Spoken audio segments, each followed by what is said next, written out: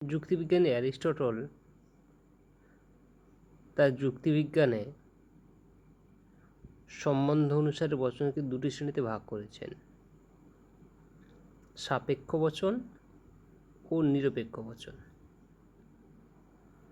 নিরপেক্ষ বচনকে গুণ ও পরিমাণের ভিত্তিতে চারটি শ্রেণীতে বিভক্ত করেছেন: সামান্য সদর্থক বচন বা এ,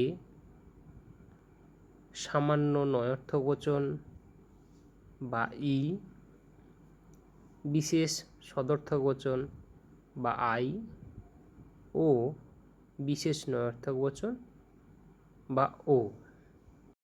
এই নিরপেক্ষ বচনের চারটি অংশ: পরিমাণক বা মানক, উদ্দেশ্য,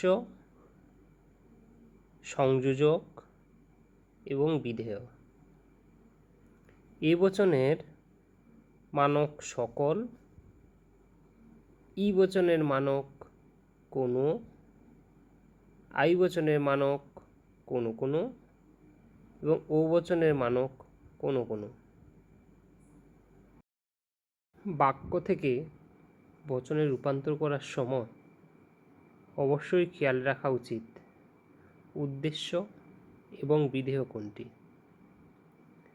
বাক্যে যার সম্পর্কে কিছু বলা হয় সেটি উদ্দেশ্য এবং যা কিছু বলা হয় সেটি হচ্ছে বিধেয়।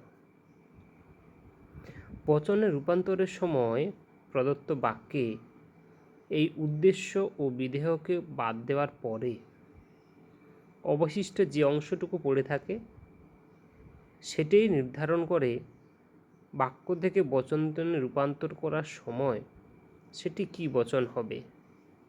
এ বচন হবে নাকি ই বচন হবে নাকি আই নাকি ও। কী বচন হবে তা ওই সংকেতগুলোই নির্ধারণ করে দেয়। কাজেই বাক্য থেকে বচনের সময় এটি খেয়াল রাখা একান্ত আবশ্যক। বাক্য থেকে বচনে রূপান্তর করার সময় কতগুলি সাধারণ সূত্র অনুসরণ করা হয়।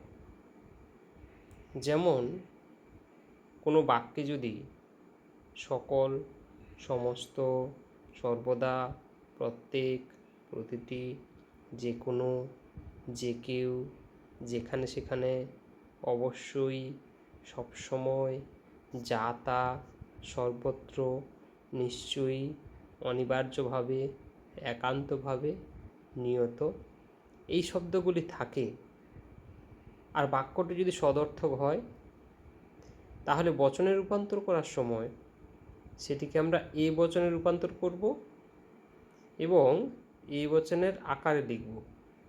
প্রথমে সকল থাকবে, তারপরে উদ্দেশ্য, তারপরে হয় এবং পরে বিধেয়।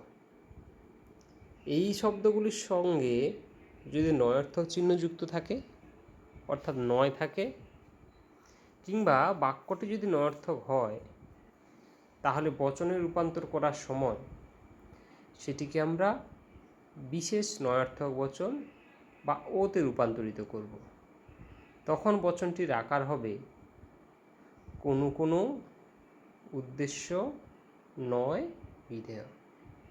এইভাবে আমরা এই শব্দগুলি দেখে প্রদত্ত বাক্যটিকে বচনে রূপান্তর করতে পারব।